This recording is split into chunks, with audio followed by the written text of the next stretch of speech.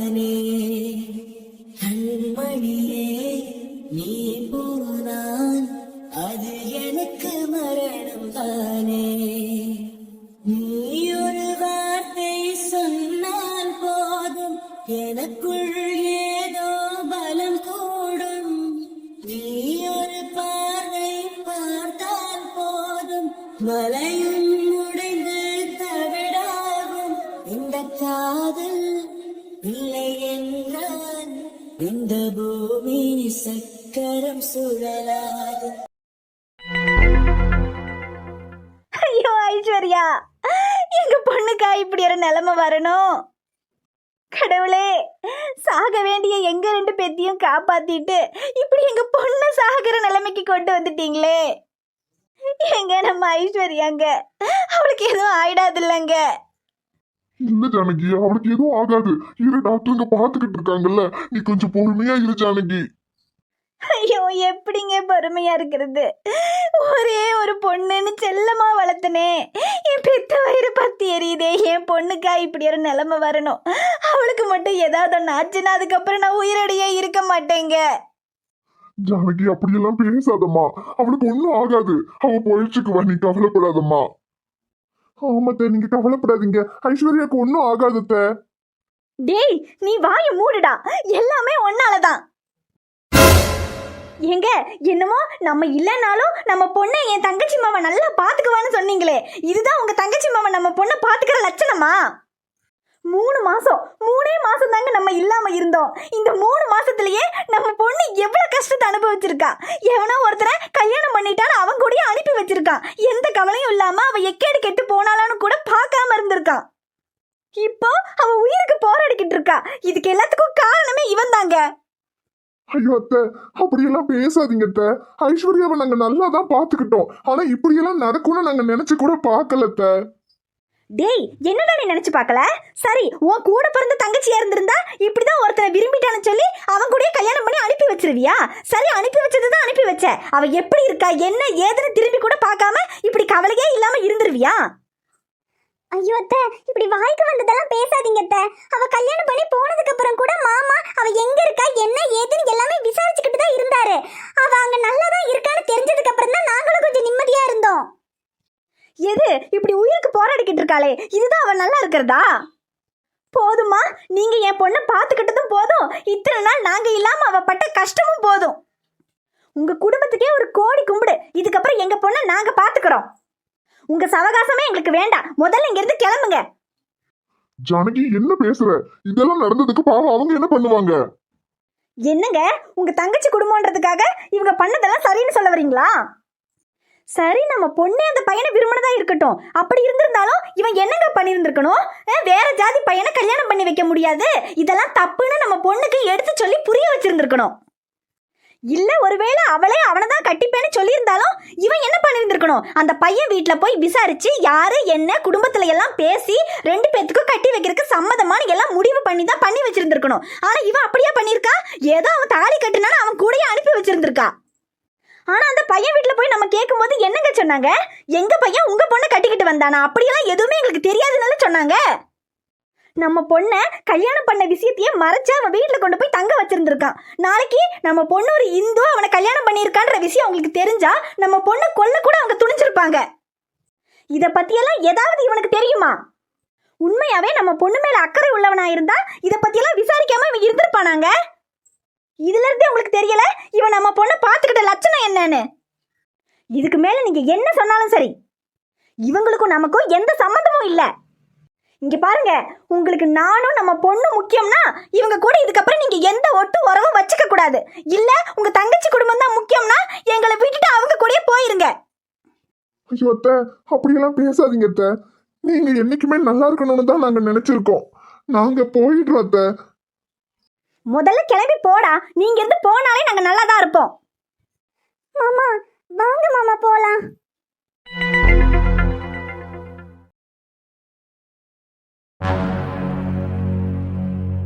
ஷமீர், ஐயோ ஷமீர். இவனுக்கு இதெல்லாம் தேவையா? இவனுக்கு நம்ம என்ன குறை வச்சிருக்கோம்? இவ்வளவு கஷ்டப்பட்டு இவனைய டாக்டருக்கு படிக்க வச்சு இவ்வளவு பெரிய ஆஸ்பத்திரியோட முதலாளியா இவனை உட்கார வச்சு அழகு பார்த்தது எதுக்கு? இப்படி அதே சொந்த ஆஸ்பத்திரியில வந்து இப்படி அட்மிட் ஆகுறதுக்கா? அக்கா என்னங்க நீங்க? நம்ம பையன் அங்க உயிருக்கு போராடிக்கிட்டு இருக்கான், இப்ப கூட நீங்க வெளியே நின்று அவனை திட்டிக்கிட்டு இருக்கீங்க. திட்டுறதா? அவன் பண்ண காரியத்துக்கு நானே அவனை வெட்டி கொல்லணும்னு நினைச்சேன். ஆனா அந்த அல்லாவே அவனுக்கு தண்டனை கொடுத்துட்டாரு. போது நிறுத்துங்கக்கா. நானே என் புள்ள அங்க உயிருக்கு போராடிக்கிட்டு இருக்கான், அவன் நல்லபடியா பொழைச்சு வரணுமேனு வேண்டிக்கிட்டு இருக்கேன். நீங்க என்னடானா இப்படி வெளியே நின்று கொஞ்சம் கூட அவன் மேல பாசம் இல்லாம அவனுக்கு சாபம் கொடுத்துக்கிட்டு இருக்கீங்க. நான் சாபம் எல்லாம் கொடுக்கல பாத்தி. அவன் பண்ண காரியம் என்னால ஜீரணிச்சுக்கவே முடியல. அந்த ஆதங்கத்துலதான் பேசிக்கிட்டு இருக்கேன். ஏங்க அது எனக்கும் கஷ்டமா தான் இருக்கு. ஆனா இப்ப அதை பத்தி பேச வேண்டிய நேரமா? நம்ம பிள்ளை அங்க அடிபட்டு கிடக்குறான், அவன் நல்லபடியா குணமாகி வரணும்னு மட்டும்தான் இப்ப நம்ம நினைக்கணும். தேவையில்லாத விஷயத்தை பத்தி எல்லாம் இனி நம்ம பேசவே வேண்டாம். டாக்டர், என் பையனுக்கு எப்படி இருக்கு டாக்டர்? மேடம், ஷமீர் சாருக்கு எந்த பிரச்சனையும் இல்ல. அவர் நல்லதா இருக்காரு. தலையில மட்டும் கொஞ்சம் அடிபட்டு இருக்கு. மத்தபடி வேற ஒன்றும் பிரச்சனை இல்ல. இன்னொரு அரை மணி நேரத்துல மயக்கம் தெளிஞ்சிருவாரு. நீங்க போய் பார்க்கலாம் மேடம். ரொம்ப நன்றி டாக்டர். அல்லா, என் பிள்ளை நல்லா இருக்கணும். அம்மா அழாதீங்கம்மா, அதான் அண்ணனுக்கு எதுவும் இல்லை, நல்லா இருக்காருன்னு டாக்டர் சொல்லிட்டாருல்ல. ஆமா சாரா, அண்ணனுக்கு எதுவும் இல்லைன்னு சொன்னதுக்கு அப்புறம் தான் எனக்கு உயிரே வருது. இக்கா, உங்ககிட்ட நான் ஒண்ணு மட்டும் கேட்டுக்கிறேன். என் பிள்ளை இப்பதான் உயிர் பொழைச்சு வந்திருக்கான். அவன்கிட்ட தயவு செஞ்சு இந்த பிரச்சனையை பத்தி எதுவுமே பேசி திரும்பவும் அவனை கோவப்படுத்திடாதீங்க. இத பத்தி எதுவுமே அவன்கிட்ட பேசாதீங்க சொல்லிட்டேன். நான் எதுவும் பேச மாட்டேன் பாத்தி. ஆனா ஒண்ணு நானும் சொல்றேன், இதோட இந்த பிரச்சனைய அவனும் விட்டுறணும். தேவையில்லாம நீ அந்த பொண்ணை பத்தி ஏதாவது பேச்சு அவன் எடுத்தான், அதுக்கப்புறமா நான் சும்மா இருக்க மாட்டேன் சொல்லிட்டேன். அப்பா ஷமீர், என்னப்பா அது இப்படி அடிபட்டு கிடக்குறியேப்பா? மா அழாதீங்கம்மா, எனக்கு ஒன்றும் இல்லை, நான் நல்லா தான் இருக்கேன். என்னென்ன நீ, உனக்கு அடிபட்டுருச்சுன்னு கேட்டதும் நாங்களாம் எவ்வளவு பயந்து போயிட்டோம் தெரியுமா? ஐயோ, தலையில கால்ல எல்லாம் கட்டு போட்டிருக்கேன், என்ன ரொம்ப அடிபட்டிருக்கே. ஏ சாரா, எனக்கு ஒன்றும் இல்லடி, நான் நல்லா தான் இருக்கேன். அம்மா ஐஷு எங்க? அவளுக்கு எப்படி இருக்கு? பாத்தியா பாத்தி, நான் சொன்னல இவெல்லாம் திருந்தவே மாட்டான். அவளாலதான் இவ்வளவு பிரச்சனையும். இப்படி சொந்த ஆஸ்பத்திரியிலேயே அடிபட்டு அட்மிட் ஆகி கிடக்குறான். இன்னும் அந்த பொண்ணதான் கேக்குறான் பாத்தியா? சாரா, இப்ப சொல்ல போறியா இல்லையா? ஐஷுக்கு எப்படி இருக்கா? அவ எங்க இருக்கா? டேய், உன்னை பெத்தவங்க நாங்க, உன் கூட பிறந்த தங்கச்சி. உனக்கு என்ன ஆச்சோ ஏதோ சொன்ன பதறி போய் இங்க வந்து பார்த்து நின்னுக்கிட்டு இருக்கோம். நீ என்னடா எவ்வளவு ஒருத்திய பத்தி கேட்டுக்கிட்டு இருக்க? அவ யார் உனக்கு? அவன் எப்படி போனா உனக்கு என்ன வந்தது? சாரா, ஐஷுக்கு என்ன ஆச்சுன்னு கேட்டேன். இப்ப சொல்றீங்களா இல்ல நானே எந்திரிச்சு போய் பார்க்கவா? ஐயோ, நான் எந்திரிக்காதண்ணே, ஏற்கனவே கால்ல எல்லாம் அடிபட்டிருக்கு. ஐஷு எப்படி இருக்கா எதுவும் தெரியலண்ணே. உங்க 2 பேருக்குமே அடிபட்டிருக்கு. நீங்க நம்ம ஹாஸ்பிட்டல்ல தான் அட்மிட் பண்ணாங்க. அப்புறம் அவ அம்மா அப்பாலாம் அவ கூட இருக்காங்க. அதனால என்ன ஏதுன்னு எதுவுமே தெரியலண்ணே. அப்பா, நீ அதை பத்தி எல்லாம் எதுவும் நினைக்காதப்பா. முதல்ல நீ குணமாய் வரணும். நீ வேற எதையும் யோசிச்சு வருத்தப்படாதப்பா. விடு பாத்தி, அவனுக்கு அவனை பத்தி நம்மளை பத்தி எல்லாம் என்ன கவலை? இப்ப அந்த பொண்ணை பத்தி தானே அவனுக்கு கவலை. எந்திரிச்சு போகட்டும், விடு. மா, நான் கவலைப்பட்டு தாமா ஆகணும். அவ என் பொண்டாட்டி. இக்கா, என்னப்பா ஷமீர் இதெல்லாம்? நம்ம குடும்பத்துக்கு எதுக்குப்பா இதெல்லாம்? மா, பாப்பா தான் புரியாம பேசுறாருன்னா நீங்களும் மாமா. ஐஷு ரொம்ப நல்ல பொண்ணுமா. அப்பா, நல்ல பொண்ணுதான்ப்பா, எனக்கும் தெரியும். ஆனா நம்ம குடும்பத்துக்கு இதெல்லாம் ஒத்து வராதுப்பா. அது மட்டும் இல்லாம இறந்துட்டாங்கன்னு நினைச்சா அவ அம்மா அப்பா உயிரோட வந்திருக்காங்க. அவங்களுக்கும் இந்த விஷயத்துல எல்லாம் துளி கூட விருப்பம் இல்ல. இனி அவங்க என்ன முடிவு பண்றாங்கன்னு எதுவும் நமக்கு தெரியாது.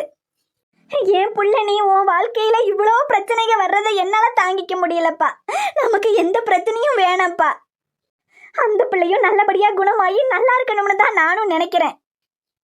அவங்களுக்கும் நமக்கும் எந்த விதத்திலையும் ஒத்து வராதுப்பா. அதை கொஞ்சம் புரிஞ்சு நடந்துக்கப்பா ஷமீர்.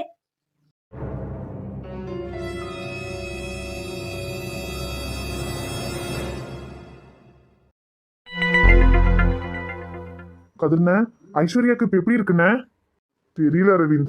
அத்தை கோவப்பட்டு பேசினதுல அப்புறம் நானும் அமுதாவும் அங்கிருந்து வந்துட்டோம். ஐஸ்வர்யாக்கு இப்ப எப்படி இருக்கு, டாக்டர் என்ன சொன்னாங்க, எதுவுமே தெரியல. ஐயோண்ணா, என்னை மன்னிச்சிருங்கண்ணே. இது எல்லாம் என்னாலதான். ஐஷுவும் ஷமீரும் லவ் பண்றாங்கன்னு தெரிஞ்சதும் நான் முதல்ல இந்த விஷயத்த உங்ககிட்ட சொல்லியிருந்திருக்கணும். அதை விட்டுட்டு அவங்க 2 பேத்துக்கும் கல்யாணம் பண்ணி வச்சது என் தப்பு தானே. அதனால தானே இப்போ மாமாவும் அத்தையும் உங்களை தப்பா நினைச்சிட்டாங்க. இல்ல அரவிந்த், ஒருவேளை ஐஷு ஷமீரை லவ் பண்றான்னு எனக்கு தெரிஞ்சிருந்தா நான் கூட இதே முடிவை தான் எடுத்திருந்திருப்பேன். ஷமீர் ரொம்ப நல்லவரு. அவருக்கு ஐஷுவை கல்யாணம் பண்ணி வச்சதுல எந்த தப்பும் இல்ல. ஆனா ஷமீர் வீட்ல இவங்களை ஏத்துக்கிட்டாங்க, அவங்க நல்லா இருக்காங்கன்னு தானே நம்ம நினைச்சுக்கிட்டு இருந்தோம். ஆனா அவங்க வீட்ல இந்த விஷயமே தெரியாதுன்றது எனக்கு அத்தை சொல்லிதான் தெரியும். அத்தையும் மாமாவோட இடத்துல இருந்து பார்க்கும்போது அவங்க என் மேல கோவப்படுறது நியாயம்தான். ஏன்னா அவளை பத்தி என்ன ஏதுன்னு எல்லாம் விசாரிச்சு நான் சரி பண்ணியிருந்திருக்கணும். அதை நான் பண்ணாம விட்டுட்டேன். அதனாலதான் அவங்களுக்கு என் மேல கோவம். இல்லைண்ணே, ஐஷு அங்க நல்லா இருக்கான்னு நினைச்சுதானே நம்ம எதையும் விசாரிக்காம இருந்தோம்.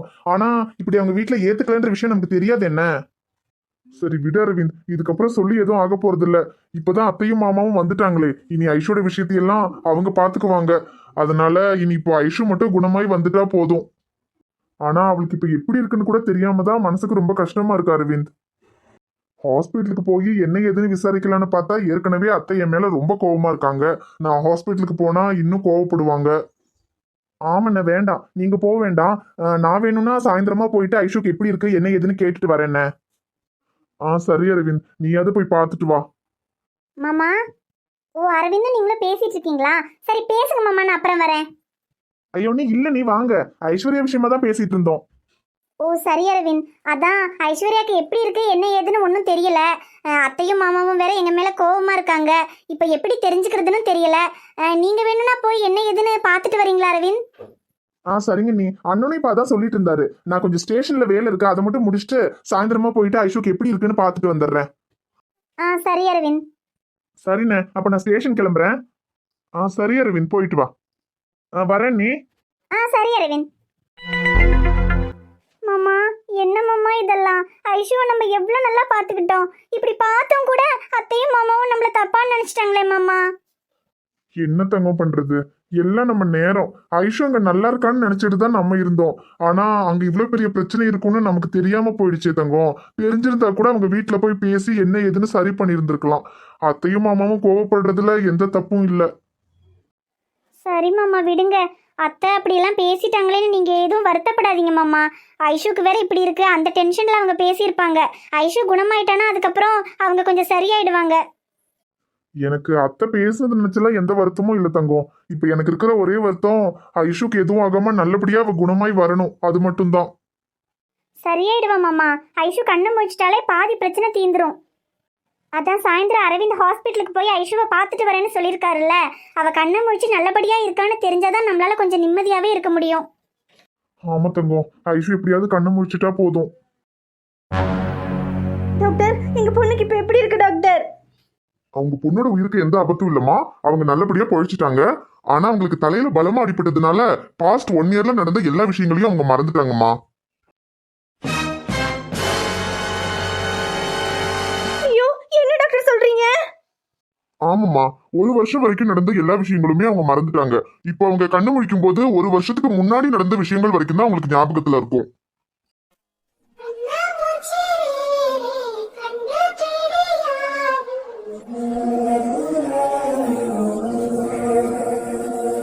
கண்ணாமூச்சி ரே ரே கண்டுபிடி யாரு,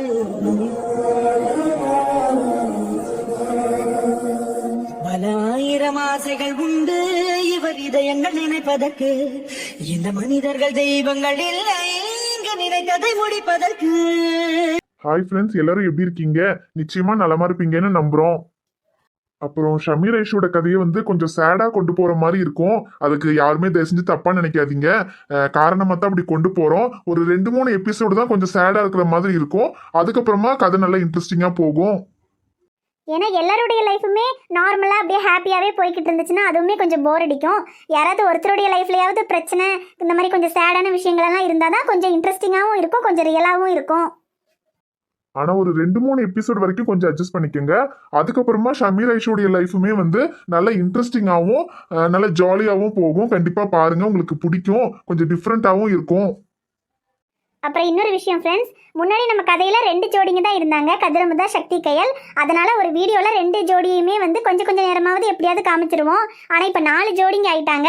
அதனால 4 ஜோடியோட கதையுமே ஒரு வீடியோவில் கவர் பண்ணுறதுங்கிறது கொஞ்சம் கஷ்டமாக இருக்குது. அதனால யாராவது ஒரு ஜோடி ஒரு கதையில் நாங்கள் விட்டுட்டோம் அப்படின்னா தயவு செஞ்சு அவங்கள காமிக்கல அப்படின்னு நினச்சிக்காதீங்க. அடுத்த வீடியோவில் கண்டிப்பாக அவங்க கதையை காமிப்போம்.